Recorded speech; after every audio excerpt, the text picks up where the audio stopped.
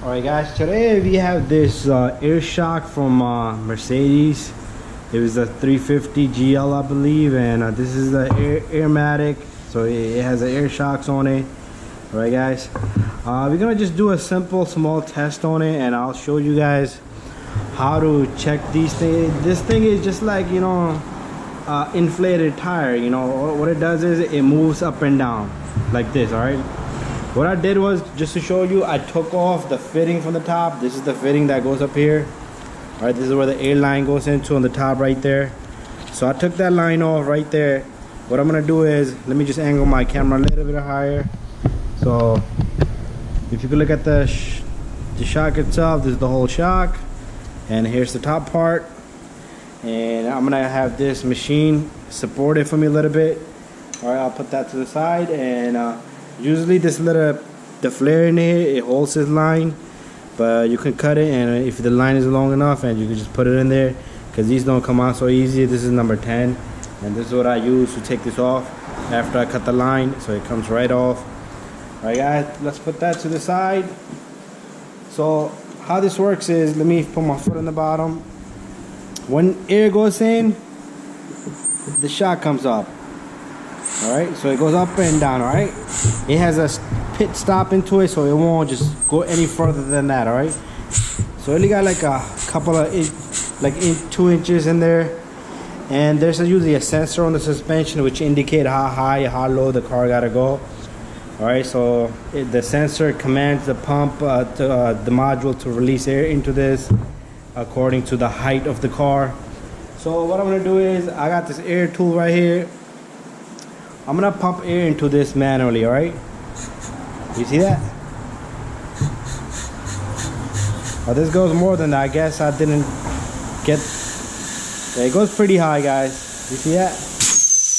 When the air leaves, it'll go down. All right, so up, down. That's how this works. Let's try one more time, guys. So I'll pump air into it. So I felt the pit stop, so it goes more than that. I guess it's a hydraulic shock in there as well, because after that it just goes in slow. All right, what I'm gonna do is, all right, the next step, what I'm gonna do is, we're gonna check this. All right, and how we're gonna check this is, I'm gonna take soapy water, this soapy water right here. I'll spray all around on this, and you will see bubbles. If there's any leak, if there's a small leak, you will always see bubbles on it. Right, and that's how you're gonna check if the shock has a leak. Sometimes the shock leaks very slow, and it will leak down overnight. Alright guys, I had to make the video stop for a second. I had somebody show up. So what I'll do here is, let me pump air into it. Let's try this one more time. After that, I'll pump air into it.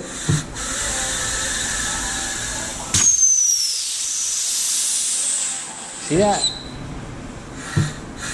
So now I'm gonna put my thumb on the top so the air doesn't leak, and then we'll shoot a lot of water on it. Alright, so I'm holding it. Oh, as you can see on this end, there's a big hole here. Right? I didn't even notice that. The whole time I didn't even look at that. See right there? So what I'll do is I use my leg. So that's how you check for these shocks, if they got leaks.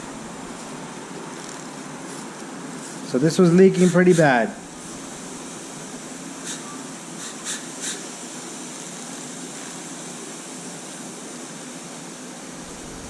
See how it's bubbling?